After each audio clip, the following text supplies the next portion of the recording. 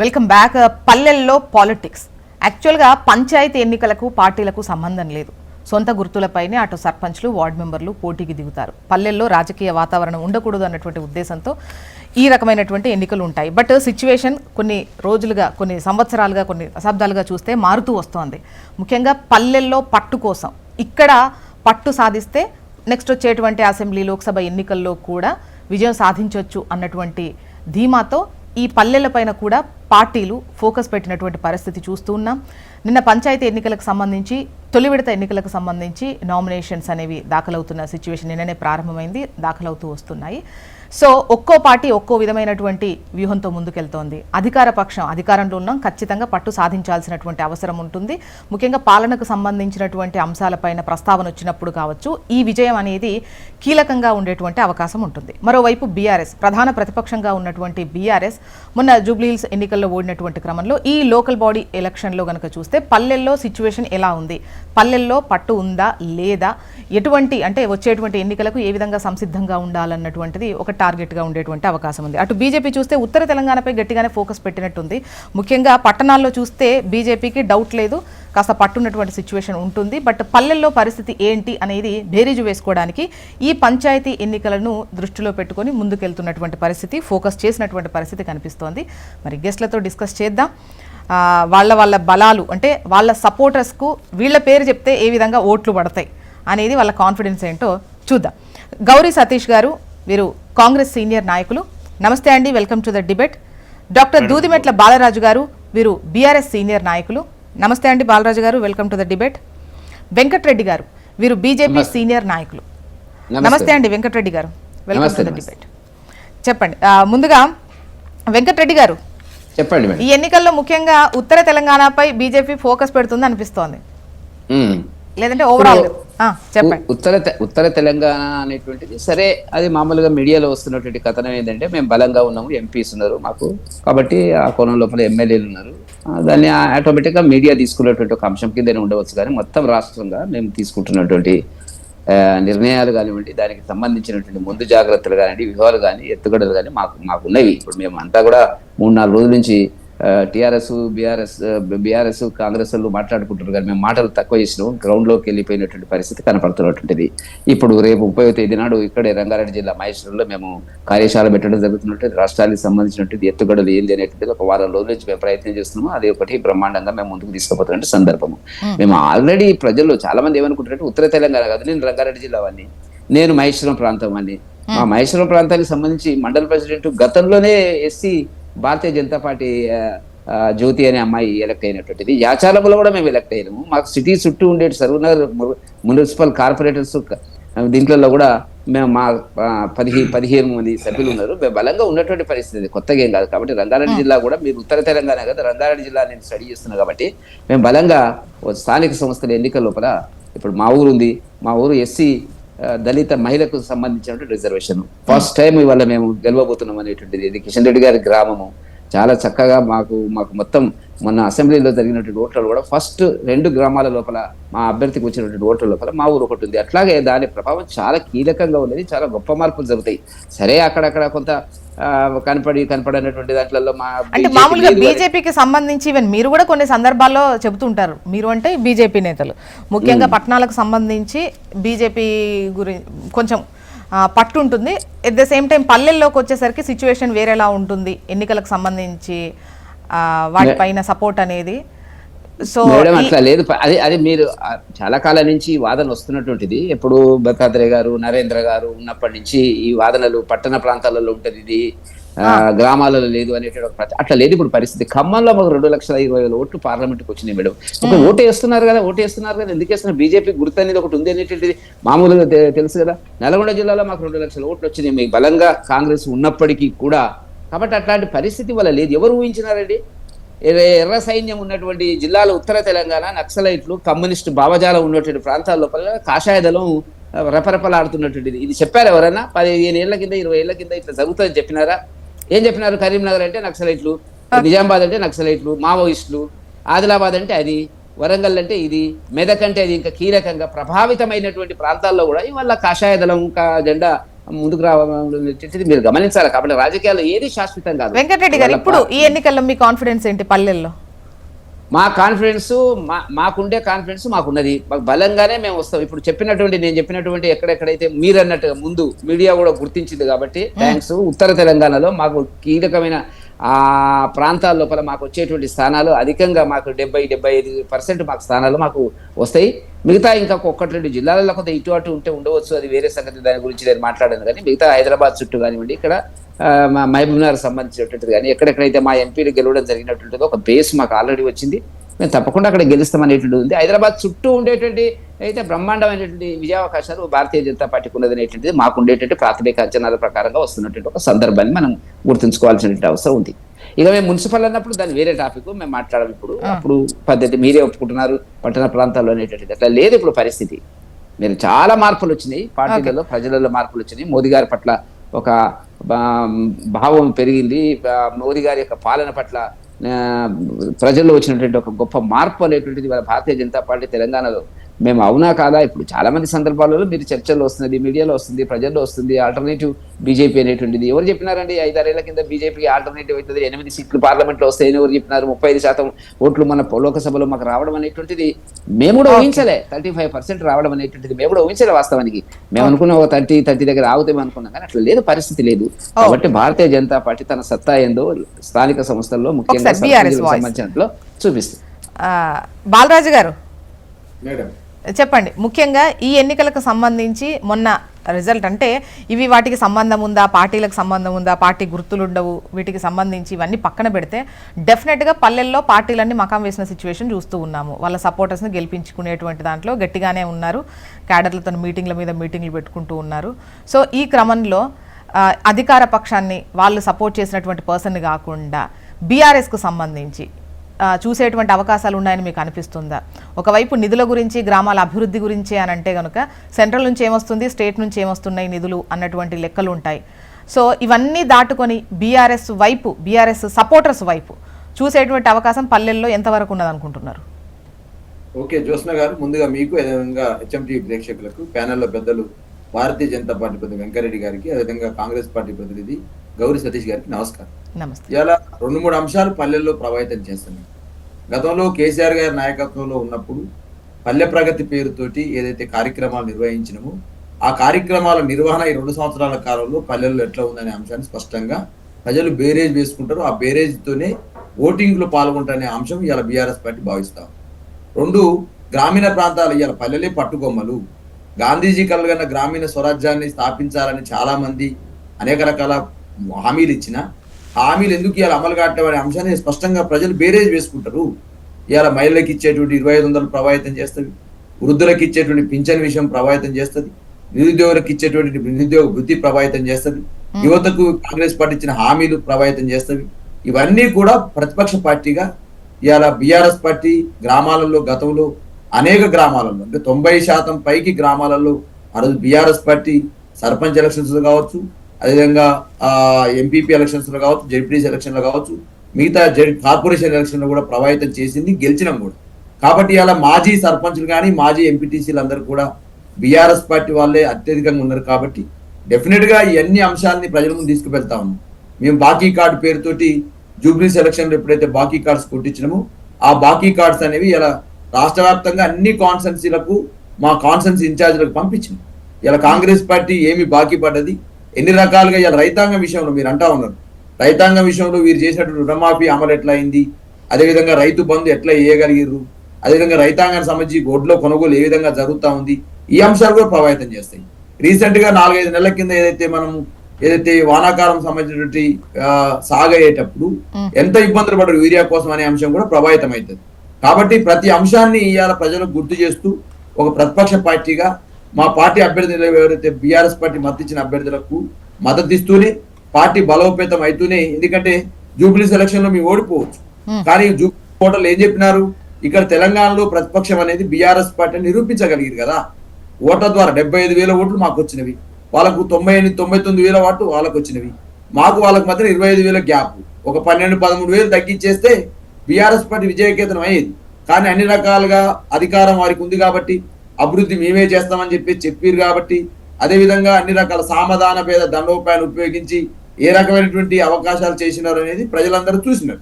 Okay, గెలిపే కాబట్టి ప్రతిపక్షం అనే పాత్ర ఎవరికి ఇచ్చినారు? జూబ్లీహిల్స్ లో ఎవరికి ఇచ్చినారు? బీఆర్ఎస్ కి ఇచ్చినారు. కాబట్టి ఈ రాష్ట్రంలో బలమైన ప్రతిపక్షం బీఆర్ఎస్ పార్టీ అని ప్రజలు నమ్ముతారు. కాబట్టి ఒక ప్రతిపక్ష పార్టీగా అధికారంలో అంటే సమస్యల గురించి వాళ్ళ సమస్యల గురించి మీరే గట్టిగా అడుగుతారన్న దాంతోనే మీకేస్తారు, అంటే మీరు మీ సపోర్టర్స్ గారు డెఫినెట్ గా ఎవరైతే ప్రజా గొంతుకలు అవుతారో, ఎవరైతే ప్రజల అంశాలని తెర మీద తీసుకొస్తారో, ఎవరు ప్రజలకు ఇచ్చిన హామీలు అధికార పక్షం అమలు చేస్తారని చెప్పేసి ఎవరైతే పోరాడతారు, పోరాడడం కోసం క్యాడర్ ఉండాలి మేడం. వెంకరెడ్డి గారు అన్నట్టు ఇప్పుడు బాలరాజు గారు పోరాడతారు. ఓకే, ఇప్పుడు బీసీ బిల్లుకు సంబంధించి నిన్న ఒక మీటింగ్ పెట్టారు ఎంపీలకు సంబంధించి. బీఆర్ఎస్ రాజ్యసభ సభ్యులు వాటికి అటెండ్ కాలేదు. అంటే పోరాటం అంటే వాళ్ళు గతంలో అఖిలపక్షాన్ని పిలవండి మేము కూడా వస్తాము సపోర్ట్ చేస్తాము అన్నటువంటి సిచ్యువేషన్లో నిన్న ఒక మీటింగ్ పెడితే అటెండ్ అవ్వలేదు. నేను జ్యోత్స్న గారు నేనేమంటే కాంగ్రెస్ పార్టీ ఇకనైనా చిత్తశుద్ధి నిరూపించుకోవాలి. ఏదో అర్రిబర్రిగా హడావుడిగా ప్రజలకు ఏదో మేము చేయబోయినాం కాబట్టి కేంద్రం ఆమోదించలేదు, గవర్నర్ ఆమోదించలేదు, మోదీ ఆమోదించలేటువంటి ఇంకా ఏదైతే ఈ మాటలు మాట్లాడుతూ ఉన్నారో ఇవి ఆపుకోండి. మీకు ఒకవేళ బీసీల పట్ల చిత్తశుద్ధి ఉన్నట్టయితే మీరు చేయాల్సిన కార్యక్రమాలు ఏందనేది మీరు స్పష్టంగా ఆలోచన చేయండి. ఇలా భారతీయ జనతా పార్టీ సంబంధించి ఒక రోజు ముందు చెప్పాలండి. హడావుడిగా ఏదో సమావేశం పెట్టేసి బీఆర్ఎస్ రాలేదు, బీజేపీ రాలేదు, అది కాదు. బీజేపీ వెళ్ళింది అదే కదా. మేడం నేనేమంటున్నంటే కాంగ్రెస్ పార్టీ చేయాల్సింది ఏంది? వారు చెప్పినారు మేడం, మీ హామీ ఇవ్వలేదు మేడం.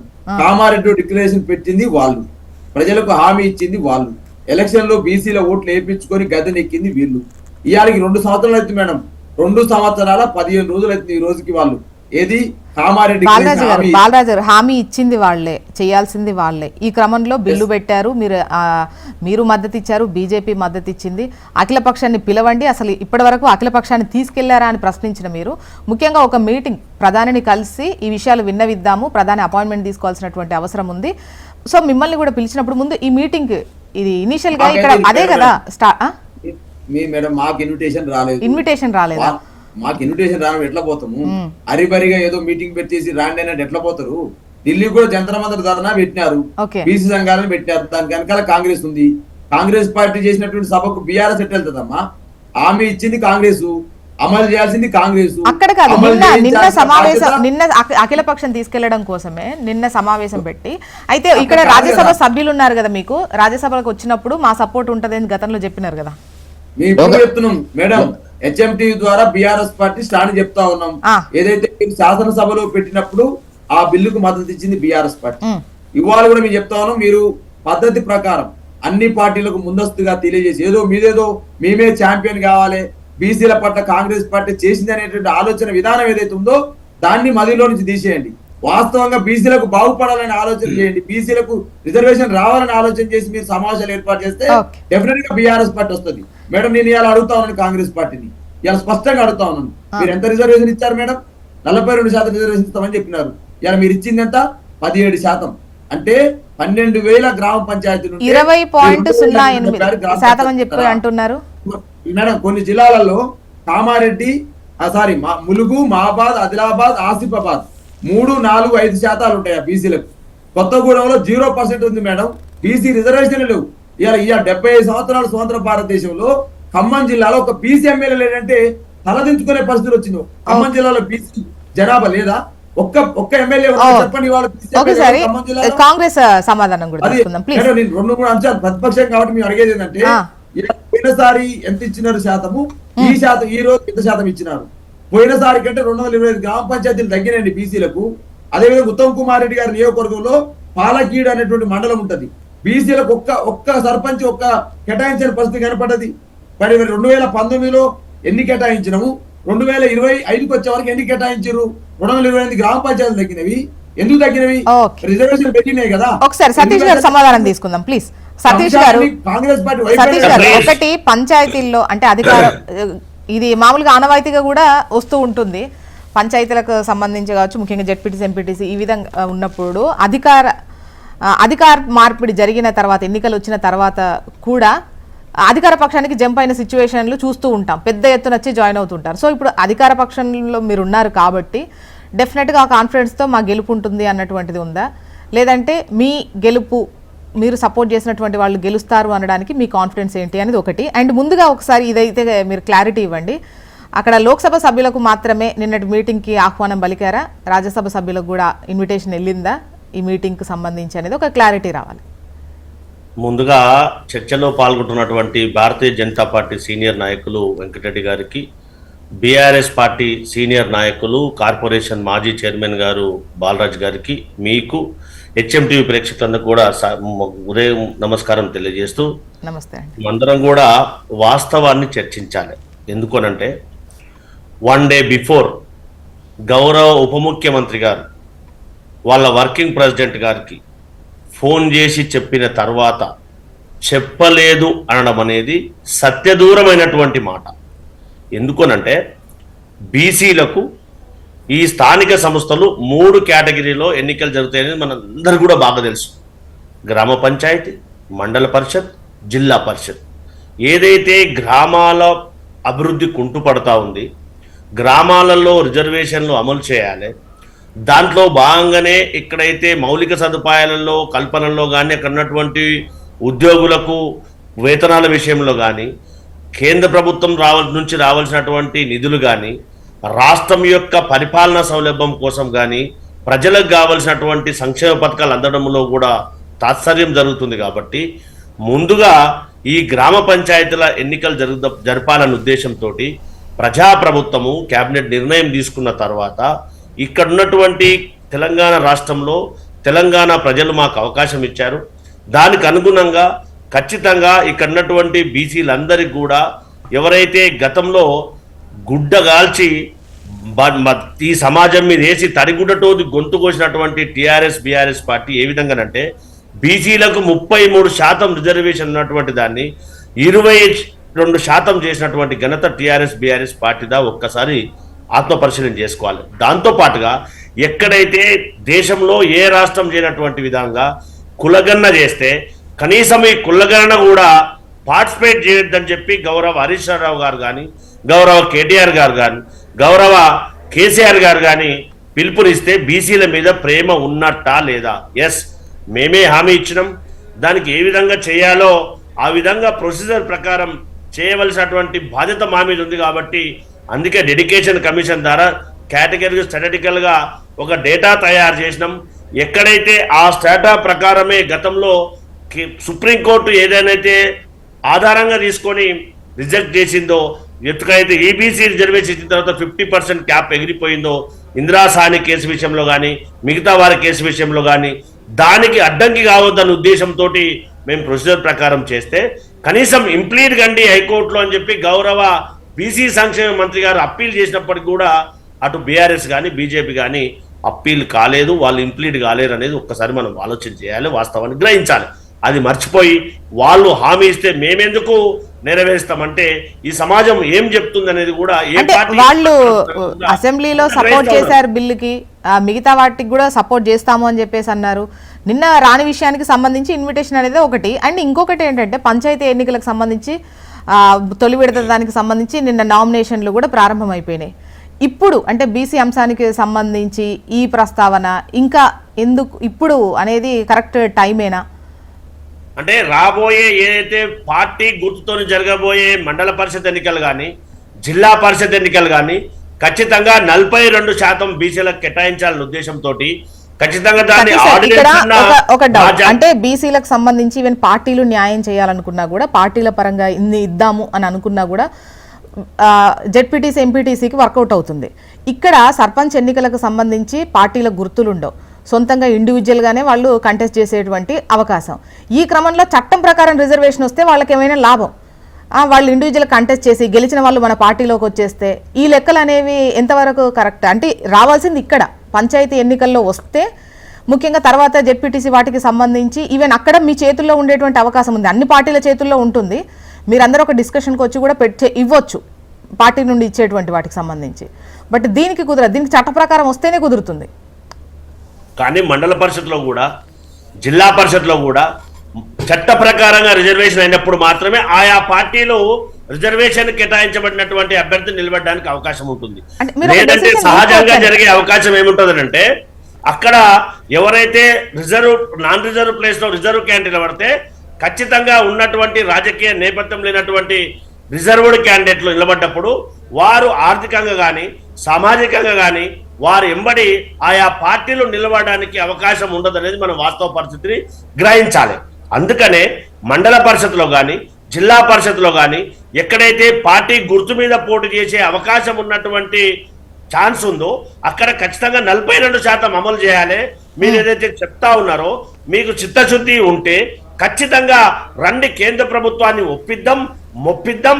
ఖచ్చితంగా తెలంగాణ ప్రజలకు బీసీలకు రావాల్సినటువంటి 42% సాధించడానికి మీ మీరు ఎలాగో మీరు ప్రేమ లేదు, అటు బీఆర్ఎస్ పార్టీ ఇప్పటి వరకు కూడా ఆ పార్టీ జోష్న మేడం గారు మా బాలాజీ భాయ్ మాట్లాడినప్పుడు నేను మాట్లాడలేదు, కనీసం పల్లెత్తు కూడా మాట్లాడలేదు. మా బాలాజీ భాయ్ అది గుర్తుపెట్టుకోవాలి ప్లీజ్. నేను అంతకంటే ఎక్కువసేపు కూడా మాట్లాడగలుగుతా, కానీ నేను కూడా ఇంటరాప్ట్ చేయగలుగుతాను, మాట్లాడలేదు. దయచేసి ఆలోచన చేయాలి. నేనేం చెప్తున్నంటే ఈ రిజర్వేషన్లు చట్టబద్ధంగా ఉంటేనే ఆయా రిజర్వ్డ్ క్యాండిడేట్లు పోటీ చేయడానికి చట్టబద్ధంగా ఆయా పార్టీలు కూడా ముందుకొచ్చి చేసే అవకాశం ఉంటుంది. లేని ఎడల ఏమైందంటే ఎక్కడైతే రిజర్వేషన్ ఉండదో ఆయా పార్టీల్లో ఉన్నటువంటి అన్రిజర్వ్డ్ అభ్యర్థులు ఎవరైనా ఉంటారో వారు చేసే అవకాశం ఉంటుంది అనేది వాస్తవ పరిస్థితి. ఎవరు ఒప్పుకున్నా ఒప్పుకోకపోయినా ఇది వాస్తవం. కాబట్టి అందుకనే 42% కల్పించాలని ఒక అంశం అయితే, సతీష్ సార్ గతంలో ఎంత పర్సెంట్, గత పంచాయతీ ఎన్నికల్లో ఎంత పర్సెంట్ ఇచ్చారు, ఇప్పుడు ఎంత అనేది? ఇప్పుడు మేము ఖచ్చితంగా అక్కడక్కడ తక్కువ రిజర్వేషన్ వచ్చినప్పటికీ కూడా ఉన్నటువంటి 31 జిల్లాల్లో ఎక్కడైతే మేడ్చల్లో ఎన్నికలు లేవు, హైదరాబాద్ లో ఎన్నికలు లేవు, రంగారెడ్డిలో కొంత పార్ట్ ఎన్నికలు లేవు, ఉన్నటువంటి 31 జిల్లాల్లో మేము ఇచ్చినటువంటి రిజర్వేషన్ శాతము 21.40 ఇచ్చినటువంటి రిజర్వేషన్. ఎందుకనంటే భారతీయ జనతా పార్టీ 2011 సెన్సస్ ప్రకారము కేంద్ర ప్రభుత్వం చేయవలసినటువంటి సెన్సస్ కూడా 10 సంవత్సరాల తర్వాత చేయవలసినటువంటి ఎప్పుడైతే రిజర్వేషన్లు జనాభా ప్రాతిపదికగా కేటాయిస్తాం అనేది మనందరూ కూడా బాగా తెలుసు. ఈ సెన్సస్ చేయవలసినటువంటి కేంద్ర ప్రభుత్వం చేయని కారణంగా కూడా కొంత ప్రపోర్షనేట్ గా ఈ జనాభా పెరిగిన ప్రకారం రిజర్వేషన్ కూడా పెరగవలసినటువంటి అవసరం ఉందనేది మనకు ముందు బాగా తెలుసు. కాన్స్టిట్యూషన్ లో ఎక్కడ కూడా రిజర్వేషన్ పెంచుకోవద్దని లేదు, సుప్రీంకోర్టు ఆదేశానుసారమే దీన్ని కోడ్ చేస్తూ ఈ సాంకేతికమైనటువంటి అంశాన్ని చూపిస్తూ ఈ రిజర్వేషన్ అడ్డుకుంటున్నటువంటి పరిస్థితి. మరి మేము ఇచ్చినటువంటి మీ 21.40 ఏదైతే ఉందో దాన్ని అబద్ధాలుగా ఈ ప్రతిపక్ష పార్టీలు ప్రయత్నం చేస్తూ ఉన్నాయి. కానీ గతంలో ఉన్నటువంటి దాన్ని తగ్గించినటువంటి ఘనత ఎవరిది? మేము 42% చేయడానికి చిత్తశుద్ధి ప్రకారం ఒక రోడ్ మ్యాప్ వేస్తే, ఒక రోడ్ మ్యాప్ తయారు చేసి రోడ్డు వేస్తే దాన్ని ఆమోదించవలసినటువంటి కేంద్ర ప్రభుత్వం ఎందుకు ఆమోదిస్తలేదు? అంటే మేము ఆమించడమని చెప్పి తెలంగాణ రాష్ట్రం భారతదేశంలో ఒక పార్ట్ కాదా? తెలంగాణ బీసీలు ఓటర్లు కాదా? మీకు కూడా అవకాశం ఇచ్చింది కదా. మా వెంకటరామన్ చెప్పింది ఇందాక భారతీయ జనతా పార్టీ వర్షన్లు తెలంగాణ రాష్ట్రంలో 8 మందిని ఎంపీలను ఇచ్చారు. మరి అందులో కూడా బీసీ బిడ్డలు కదా, హిందూ బిడ్డలు కదా, వారు కూడా జై శ్రీరామ్ అంటారు కదా. మేమందరం కూడా రాముని బిడ్డలమే, రాముని కొలుస్తాం. మేము కూడా ఎల్లమ్మను కొలుస్తాం, మల్లమ్మను కొలుస్తాం, అందరిని కొలుస్తాం. అందరూ మా గుండెల్లో దేవుళ్ళే ఉంటారు, అందరిని అభిమానిస్తాం. కానీ వారు చేసిన పాపమేంది? తెలంగాణ ప్రజలు చేసినటువంటి పాపమేంది? 9th షెడ్యూల్లో చేర్చి విద్యా ఉపాధి అవకాశాల్లో స్థానిక సంస్థల్లో వారి అవకాశం కల్పించడానికి గౌరవ హోంమంత్రి గారు కానీ, గౌరవ కిషన్ రెడ్డి గారు కేంద్ర మంత్రి గారు కానీ చొరవ తీసుకొని తెలంగాణ ప్రజలకు సహాయ సహకారాలు అందించవచ్చు కదా. అది చేయకుండా మేము చెప్పలేం. ప్రతిపక్ష పార్టీలు చెప్పినాయి కాబట్టి మాకు సంబంధం లేదు అని అనడం ఎంతవరకు సమంజసమో దయచేసి మనం అందరం కూడా ఆలోచించవలసినటువంటి అంశమా లేదా?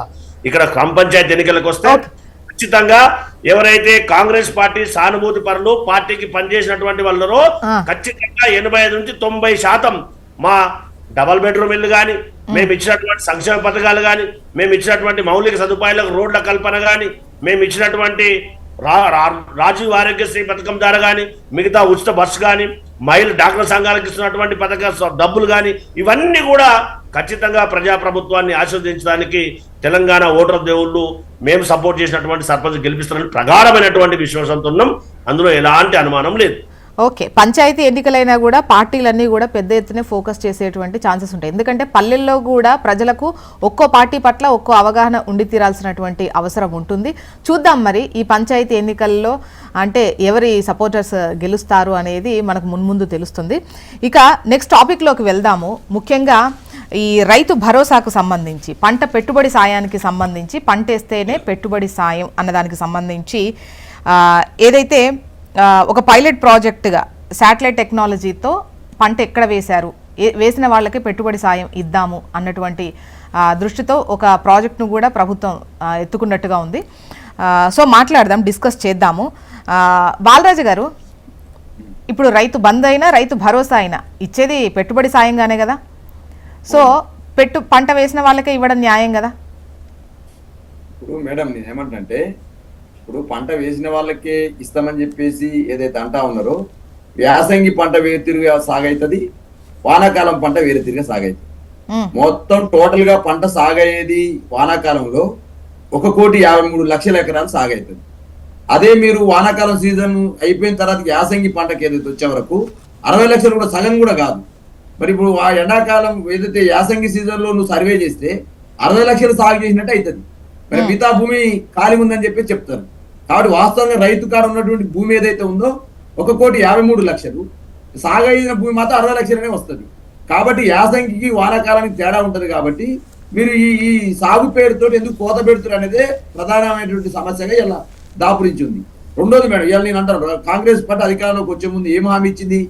గ్యారంటీలు, 6 గ్యారంటీలలో రైతు కూలీలకు ఇలా 12,000 సాయం చేస్తామన్నారు. అదేవిధంగా కౌలు రైతులకు 15,000 సాయం చేస్తామన్నారు. అదేవిధంగా ఇలా రైతు భరోసా, రైతు బంధు ఏదైతే ఉందో 15,000 వేస్తామన్నారు. బాలరాజు గారు, రైతు భరోసా కానీ మీరు ఇచ్చిన రైతు బంధు కానీ ఏదైనా కూడా పంట పెట్టుబడి సాయం అంటే పంట వేసేటువంటి రైతుకు పెట్టుబడి సాయం చేయడంలో తప్పు లేదు, ప్రజలందరూ కూడా దాన్ని హర్షిస్తారు. ఎట్ ద సేమ్ టైం ఎకరాలు అలా బీడుబడి ఉన్నటువంటి భూములకు సంబంధించి, వెంచర్లకు సంబంధించి వీటన్నిటికి కూడా ఇచ్చారనే కదా గతంలో ప్రధాన ఆరోపణలు మీరు ఫేస్ చేశారు, విమర్శలను ఫేస్ చేశారు. సో ఈ క్రమంలో అటువంటిది కాకుండా పంట వేసిన వాళ్ళకే ఇద్దామన్నటువంటి ఆలోచన ఎందుకు తప్పు అవుతుంది? శాటిలైట్ సర్వే చేసి పంట వేసే వాళ్ళకి ఇస్తారు. ఇదేనండి మేము 1,53,00,000 ఎకరాలకు ఇచ్చినాం, వీళ్ళు 1,48,00,000 ఎకరాలకు ఇచ్చారు.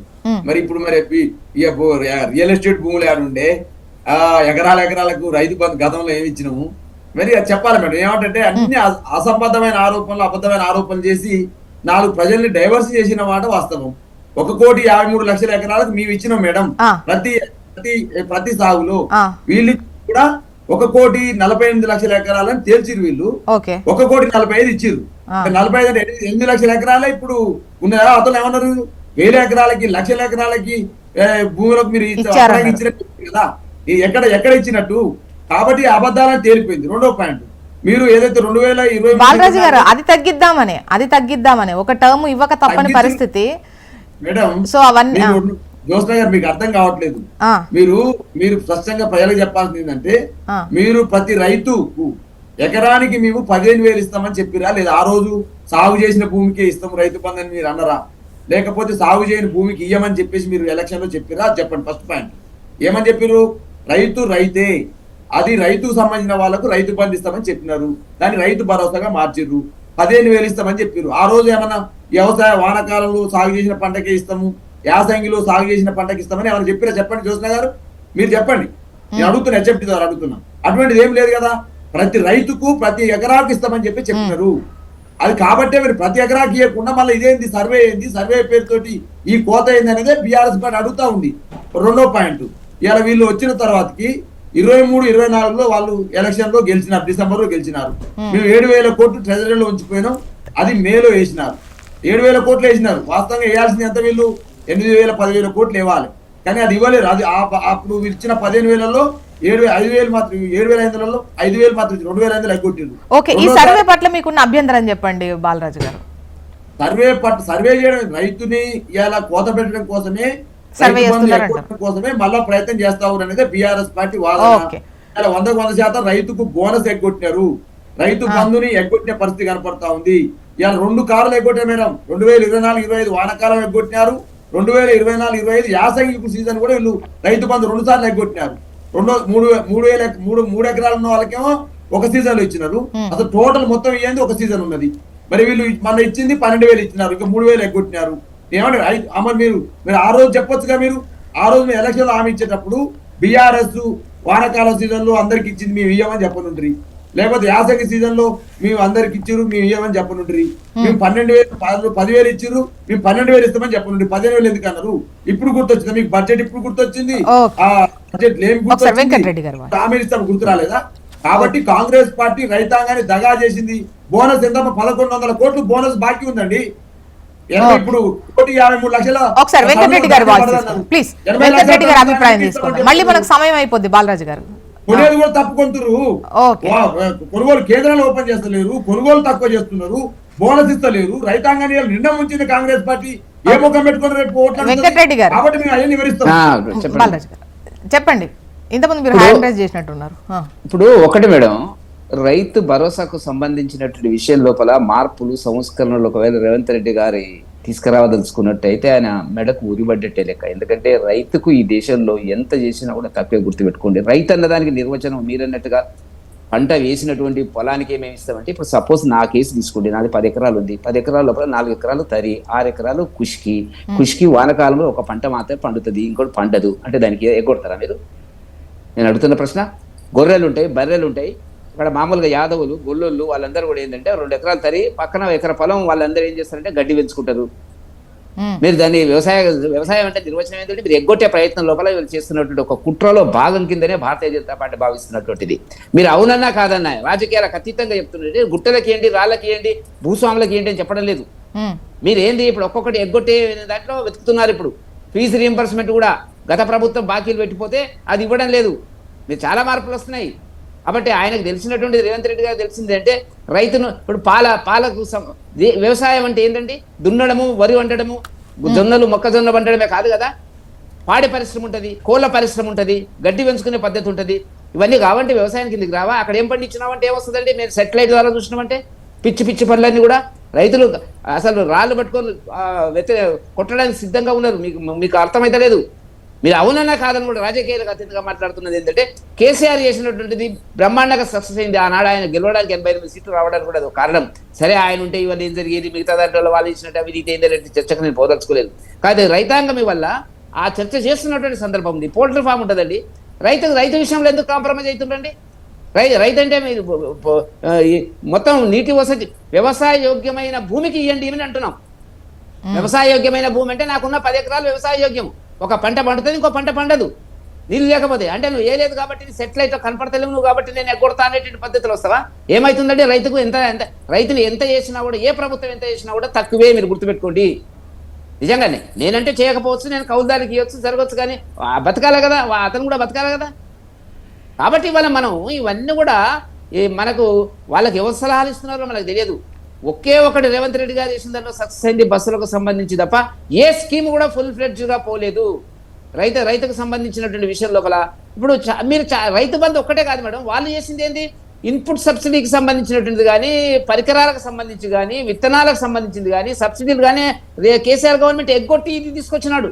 ఇప్పుడు మీరు వ్యవసాయ బడ్జెట్ 28,000 కోట్లు ఆనాడు కేసీఆర్ జమానాలో, వాటిలో ఏం చేసినారంటే ఒక 15,000 ఇచ్చేసి మిగతాదంతా ఎగ్గొట్టేట ప్రయత్నం చేసినారు. రైతు అంటే అది కాదు కదా, చిన్న పరికరాలు కొనుక్కోవడానికి వీలు ఉండాలా, నాణ్యమైనటువంటి సబ్సిడీ మీద విత్తనాలు సప్లై చేసేటట్టు ఉండాలా, మరి డ్రిప్ ఇరిగేషన్కు సంబంధించి అవన్నీ పోయినాయి. ఇప్పుడు పోయేందంటే రైతుకి ఏం చూపిస్తున్నారు, డబ్బులు వచ్చే పద్ధతి చూపిస్తున్నారు, చూపించి మోసం చేస్తున్నటువంటి దాంట్లో గతంలో ఆ ప్రభుత్వం చేసింది, ఈ ప్రభుత్వం చేసింది. కాబట్టి ఇవాళ మనకు కనపడుతున్నటువంటిది ఏంటంటే ప్రభుత్వం ఆర్థిక పరమైనటువంటి నిబంధనలు ఉన్నాయి కాబట్టి, నియంత్రణ ఉంది కాబట్టి, డబ్బు లేదు కాబట్టి పరిస్థితి మీ ఉద్దేశం ప్రకారం అంటే శాటిలైట్ సర్వే కాకుండా సాగుకు యోగ్యమైనటువంటి భూమి మొత్తానికి ఇవ్వాలి. అవును, అంతే కదా. సాగు యోగ్యమైన అంటే నా పొలంలో సాగు యోగ్యం అంటే ఓ పంట పండుతో పంట పండదు. ఓ దాంట్లో ఏదో మామూలుగా గొర్రెల మంద పెట్టుకుంటాడండి, ఎండాకాలంలో మా పొలంలో గొర్రెల మంద పెట్టుకుంటాడు. అతనికి ఫెసిలిటీ ఉంది, మాకు ఫెసిలిటీ ఉంది, అది సారవంతం అవుతుంది, రకరకాలుగా ఉంది. కాబట్టి నేను గుట్టలకు రాళ్ళకి ఏమంటలేను, గుట్టలకు రాళ్ళని ఒక ప్రచారం చేసి ఇవాళ మీరు వ్యవసాయ యోగ్యం అంటే నీళ్లు వర్షం పడదండి, వర్షం మధ్యాహ్నం మేము వేస్తాము, జొన్నలు వేసినాం, జొన్నలు వేస్తే వర్షం సరిగ్గా లేదు, ఈసారి అంటే బాగానే పడ్డాయి వర్షాలు, మరి అది పోతే నువ్వు వ్యవసాయ యోగ్యం కనపడుతుంది, నాకు సెటిలైట్కి వెళ్ళి కనపడతలేదంటే చాలా అన్యాయం జరుగుతున్నటువంటి పరిస్థితులు తగ్గించినారు. మీరు అవునన్నా కానీ రాజకీయ నిర్ణయం కూడా కాదు అది, ఇవన్నీ పక్కకు పెట్టండి. మీరు పొలిటికల్ డిసిషన్ కాదు అది, పొలిటికల్ డిసిషన్ అది బాగా మెడకు పట్టుకుంటుంది. ఆయనకు అర్థమవుతుందో అర్థం కాలేదో నాకు తెలియదు, కానీ అసలు ఒక లెవెల్లో ఇవల్ల మళ్ళీ ఆ రైతు బంధుకు సంబంధించినటువంటిది గత ప్రభుత్వం ఇచ్చింది, బాగా ఇచ్చింది, ఈ ప్రభుత్వం ఎగ్గొట్టింది అనేటువంటి చర్చ జరుగుతుంది మేడం. మీరు అవునన్నా కాదని నేను రాజకీయాలకు అతీతంగా చెప్తున్నాను, నేను భారతీయ జనతా పార్టీ అయినప్పుడు కూడా. ఓకే సతీష్ గారు, వాళ్ళు ఏం చేస్తారు, వాళ్ళు ఏం చేసుకో సతీష్ గారు మీరే చెప్పాలి. అంటే రైతు బంధుకు సంబంధించి తొలి 2 విడతలకు సంబంధించి డబ్బులు పడకపోవడం ఒకటి, అదే చెప్తున్నా, 2 పోవడం కావచ్చు. రుణమాఫీకి సంబంధించి పూర్తి స్థాయిలో అంటే మీరు ఏదైతే ఒక లెక్క చెప్పారో అంత పెద్ద మొత్తంలో ఆల్మోస్ట్ అందరికీ రుణమాఫీ అనేది మీరు చెప్పిన లెక్క ప్రకారం అవ్వకపోవడం ఒకటి. అండ్ ఇప్పుడు శాటిలైట్ సర్వే అంటే గనక సాగుకు యోగ్యమైన భూమి అంతా పరిగణలోకి రాదు, ఎవరు పంటేస్తారో అక్కడి వరకే వస్తుంది. అండ్ గతంలో మీరు కూడా చెప్పారు సాగుకు యోగ్యమైన భూమికి మొత్తం ఇస్తాము, ఏం టెన్షన్ పడాల్సినటువంటి అవసరం లేదు అని చెప్పేసి రైతులతో అన్నారు. బట్ ఇప్పుడు మళ్ళీ శాటిలైట్ సర్వే అనేది ఒకటి తీసుకొస్తున్నారు. దీంతో రైతు నష్టపోయేటువంటి అవకాశం ఉంటుంది. అంటే సాగు విస్తీర్ణాన్ని తగ్గించడం కోసం మీరు చేస్తున్నటువంటి పని ఇది అనేది వాళ్ళ విమర్శ. మేడం, బీఆర్ఎస్ పార్టీ మా మిత్రులు బాలరాజు గారు ఏదైతే చెప్పినరో రైతుల గురించి మాట్లాడితే హాస్యాస్పదం అనిపిస్తుంది. ఎందుకంటే పెద్ద సారు వరేస్తే ఉరన్నాడు, కానీ ఆ సారు మాత్రం ఏం చేసిండో ఏం వేసుకుండో మనం ప్రత్యక్షంగా చూసినాం. అది మాట్లాడాల్సిన అవసరం లేదు. కనీసం తెలంగాణ రాష్ట్రంలో రైతులు చనిపోతే పరామర్శించకుండా అమ్మకు అన్నం పెట్టాడు, కానీ పిన్నమ్మకు బంగారు గాజులు చేపించినప్పుడు చేసేసినట్టు పక్క రాష్ట్రంలో పోయి 2 లక్షల రూపాయలు మనం తెలంగాణ ప్రజాధనం తీసుకుపోయి పక్కలకు పంచిపెట్టిన ఘనత బీఆర్ఎస్ పార్టీ అధినాయకుడు మాజీ ముఖ్యమంత్రి గౌరవ్ కేసీఆర్ గారు. ఇప్పుడు మేము బోనస్ ఇస్తుంటే వస్తలేదు అంటే కొన్ని అక్కడక్కడ సాంకేతిక కారణాల ద్వారా అక్కడక్కడ లేట్ అవుతుంది. ఆ బోనస్ కూడా ఇచ్చిన ఘనత మాది, ఖచ్చితంగా కొనుగోలు చేస్తాం. దాంతోపాటుగా రైతు ఈ దేశానికి కానీ రాష్ట్రానికి కానీ వెన్నెముక్క. మా వెంకన్న చెప్పినట్టుగా ఏదైతే సాగుకు అనువైనటువంటి భూమికి ఇవ్వాలన్నటువంటిది ప్రజాప్రభుత్వం యొక్క ఉద్దేశం. దేనికి ఇవ్వద్దనంటే మనం ప్రత్యక్షంగా చూసినటువంటిది నేషనల్ హైవేస్కు డబ్బులు ప్రజాధనం చెల్లించినటువంటి ఘనత, దాంతోపాటు రియల్ ఎస్టేట్ ప్లాట్లు అయినటువంటి వాటికి చెల్లించినటువంటి ఘనత. కానీ మీరు వచ్చిన తర్వాత కూడా ఆల్మోస్ట్ అందరికి ఇచ్చిన పరిస్థితి ఉంది కదా, పాత లెక్క చూసే అందరికి రైతు భరోసా వేశారు.